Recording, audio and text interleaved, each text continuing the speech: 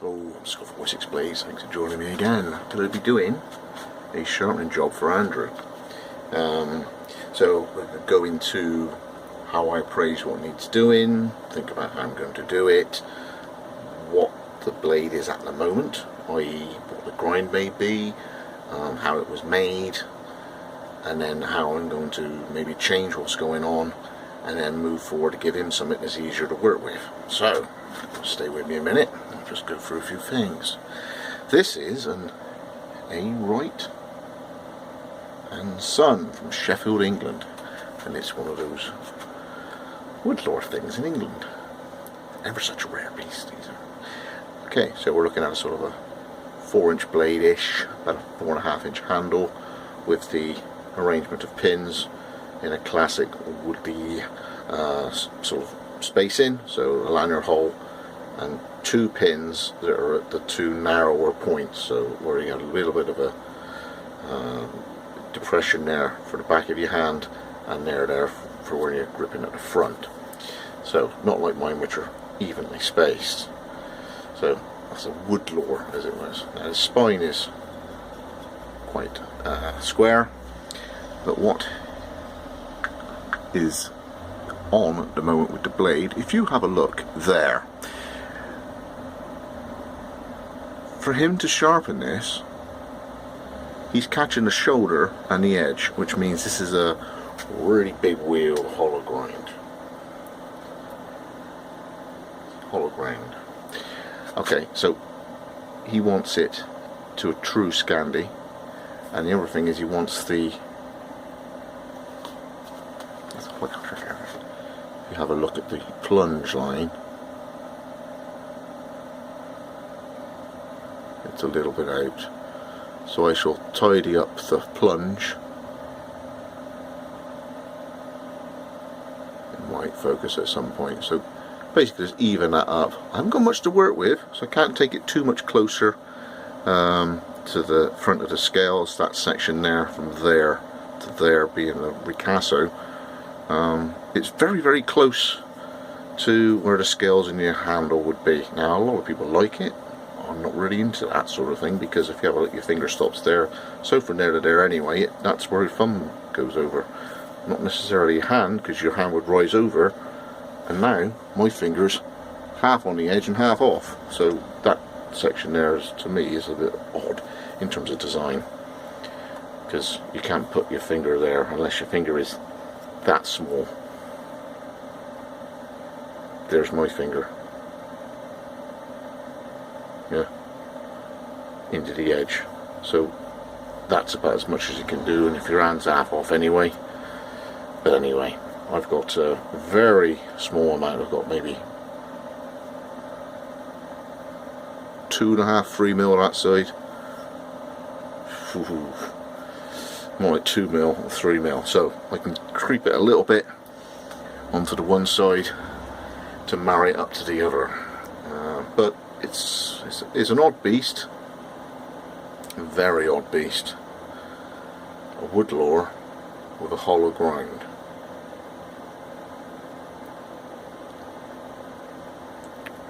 So whatever owner gets that, they put it on a stone, they'll have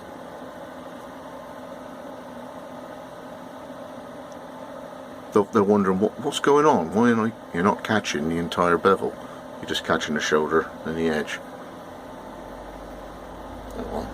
So I play, so I'm not using an aggressive belt too much. I'm not going to go to a 36, I'm going to go to a 120 to start with, just to get the turn the hollow into a flat, and then I'm going to have a go only using a Trizac belt, just eking that plunge to marry up with the other side whilst finishing the blade bevel up.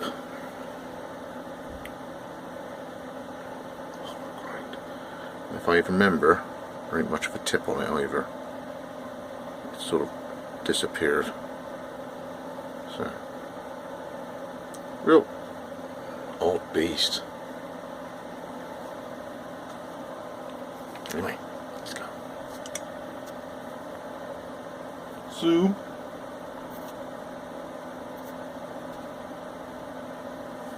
settings.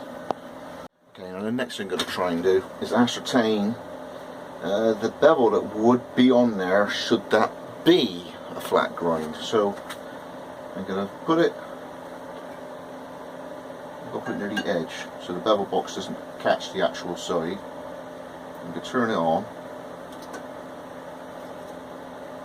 and zero it to the flat of the blade, wherever it would be on this angle here. So that is now 0.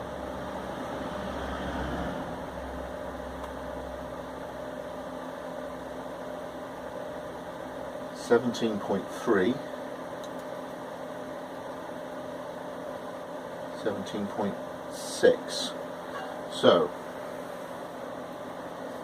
let's go 17.3 here. So now what we've got to do is get that 90.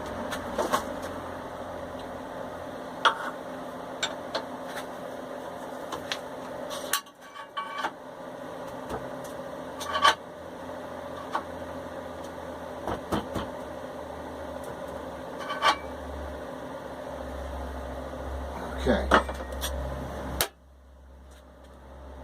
On. 0.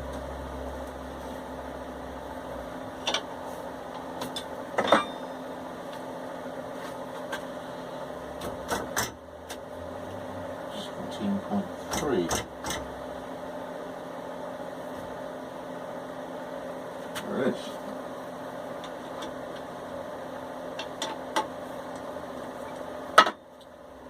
Okay, that's after battle. Next, right, just tweaking one of these jigs to fiddle. Whilst I set up for the blade to be addressed to the bevel.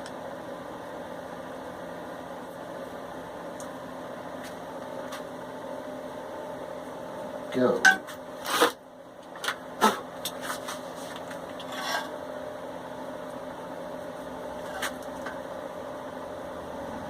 Okay, close.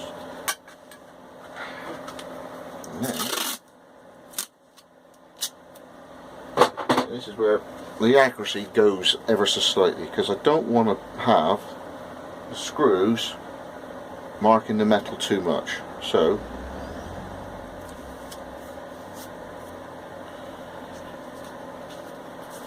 put some protective tape on the body of the blade,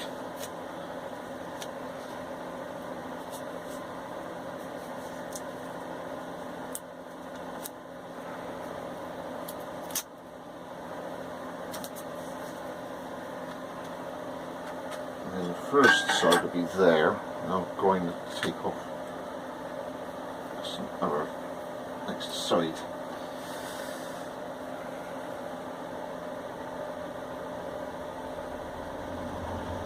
Yeah. Let's have a go. Okay, first pass.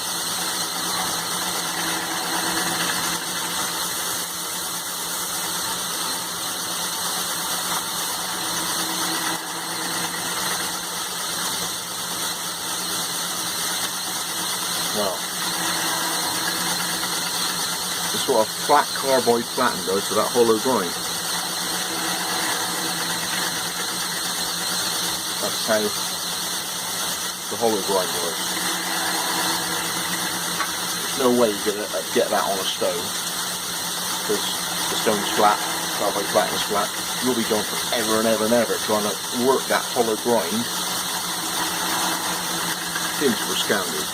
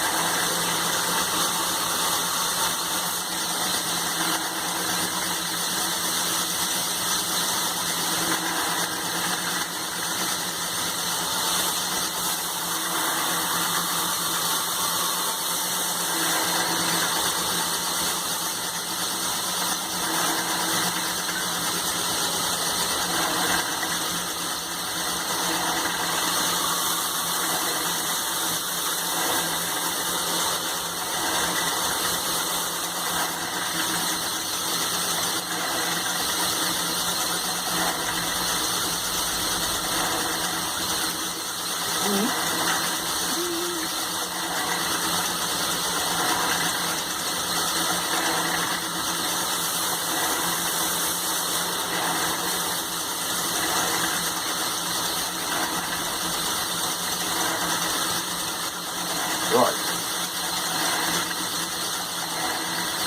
Now it's flat all the way along.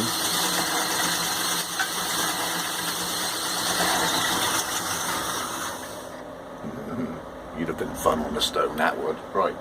Flip it over. The other thing was, because the jig's so long and I'm working around about the halfway mark, I took the 2 screws out on the other side. There would be 2 screws there, so if they were on there, all I've done was would have ground the heads off. So just remember, if you're using a big old jig, to take half your fittings out the other side. Okay.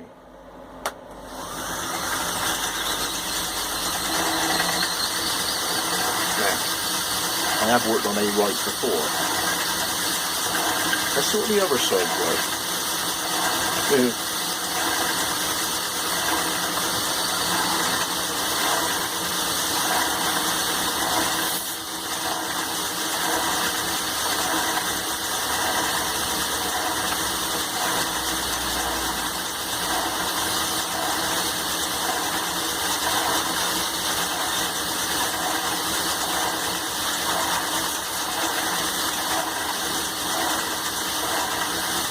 Got the plunge close, the triback should zero it in a little better. So here we go. First pass.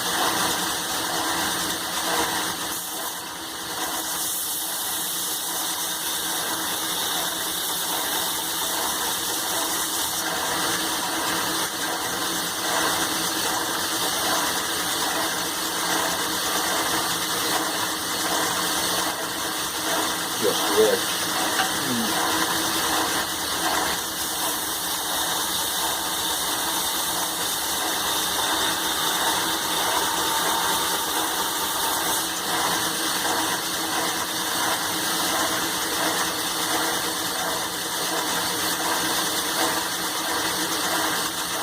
Okay, spend more time up here.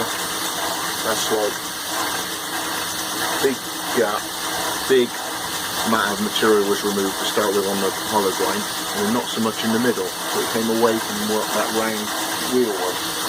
So I've got to zero that in now, so I've got to take out far more material at this end, next to nothing there, and then back to the tip again.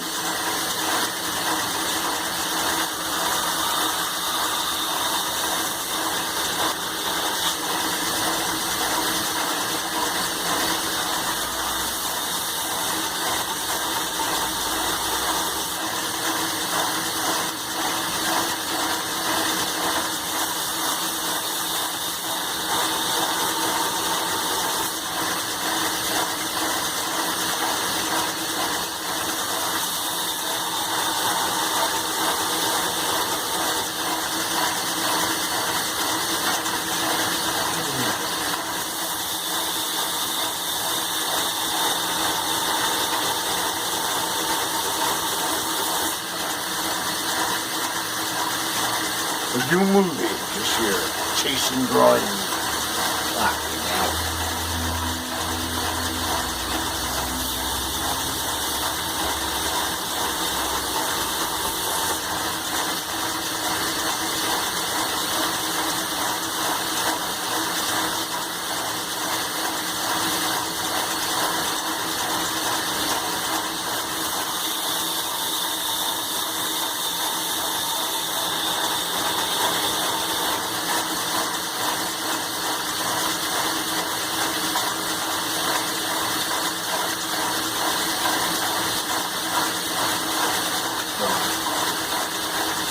Cast ever so lightly there and a bit more removed at the far end, so the pressure will change. I'll be light at this end, heavier once we get to the far end.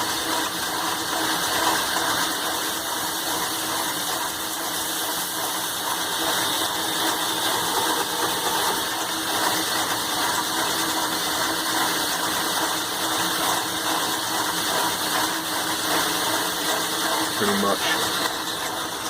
What I'm making sure is I got the same amount removed on both sides roughly. So that was the first edge, that's now the second edge, and now obviously flat. The thing with going from what would be a 17 apparent angle, because the bevel angle would have hit the shoulder and the edge, so it would have bridged a hollow section in the middle. So I've got the 17. Now, of course, because I put 17 across it, I've removed that and turned it into this. So it's a steeper angle and not necessarily would cut quite as easy on the initial cut, because a hollow grind is less at the beginning of the first section. So what I'm going to try and think about doing is maybe backing off. As it was 17.3, I might end up doing 17 now, and just easing that shoulder off just a little bit to get performance back on a flat grind that you wouldn't get on the initial cut, because it's actually steeper than what the first section of material going through on a hollow grind would be. So I'm going to back it off a bit, go to 17.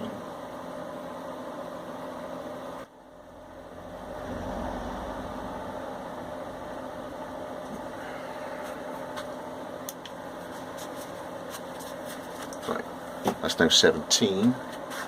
Because it's just a nads, I don't want to move too much more, so I'll go straight to the trizact and try and tidy up the edge and that plunge. I've got to watch it because one's got a cut edge and one's alright. Oh, this is the alright one.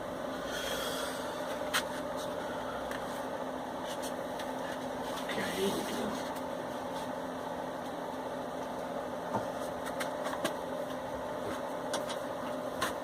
Slow it down.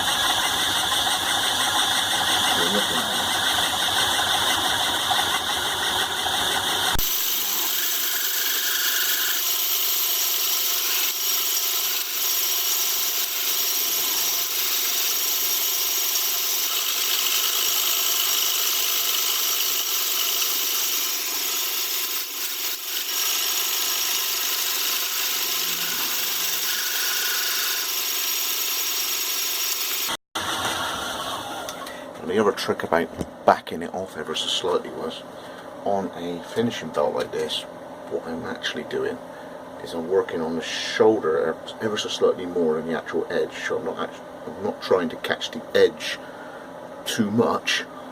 I'm just grinding the shoulder back a little, and as it comes up, I'm just catching the edge all the way along. Rather than if I actually went to the same angle, I'll be catching almost the edge first, if that makes sense. So I'm actually being gentle on my belt and heat for his edge.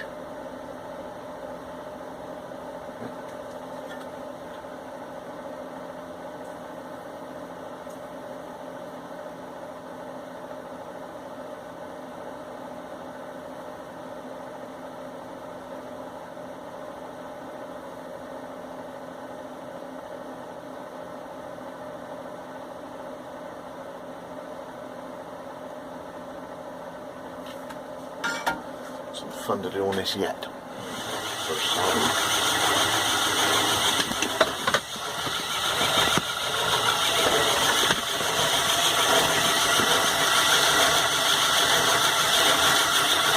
Got the belt just off the shoulder to allow the belt to flex in order to clear and finish the plunge.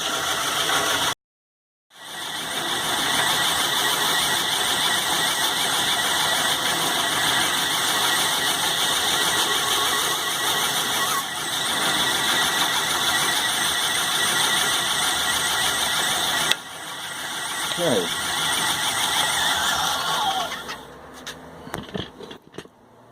Now I've got to check the tip. Let's check the tip's the same. Because up until now I've been doing the bevel. So I've got to steer the tip in now. And it's deep in the jig. Whereas normally on a jig you'd be stuck out the far end. Or I actually address the blade so it's ever so slightly angled so I can see the tip at the same time. But here I've got it covered in tape. because it's a ready-made full blade with a handle on, so that I'm not hanging onto the handle, I'm hanging onto the blade. So normally these fittings would be here and the blade would be off the end. You can see the tip all the time. So let's see how far off I'm at in order to steer it clear to get the tip on board. Alright, I reckon a couple of passes back the other way, just steering the tip should be about right. There's a tiny bit out. Okay.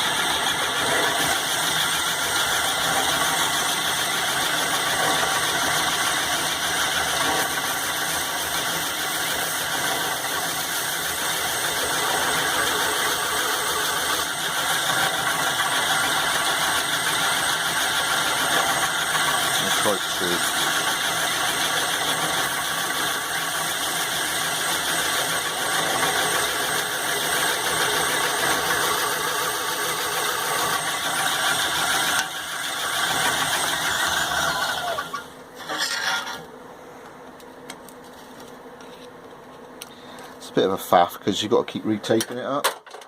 You really want to tape off just. I think I'm really close. It does help now and again to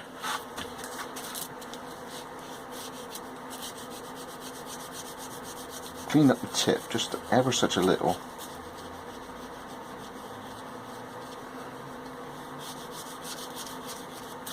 That shows it up. Oh, Wessex. That's the tip. So,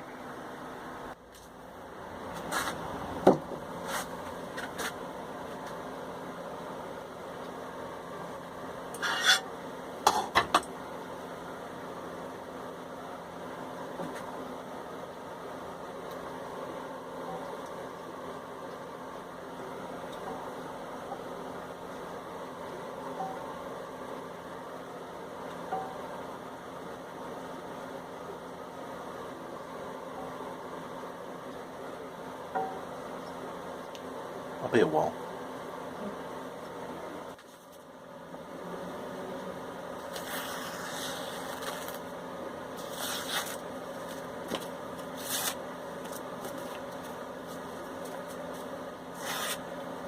That's some pretty damp ass paper.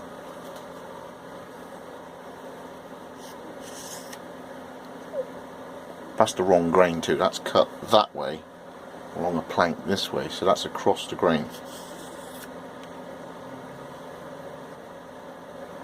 How shiny that cut is.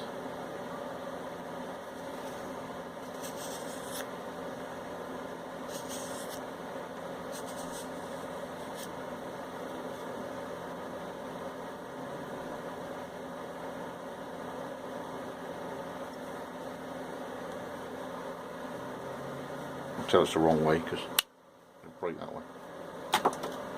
So that is across the grain.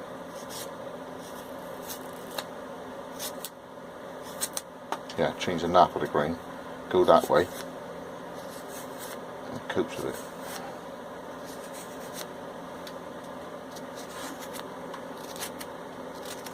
That's cross grain.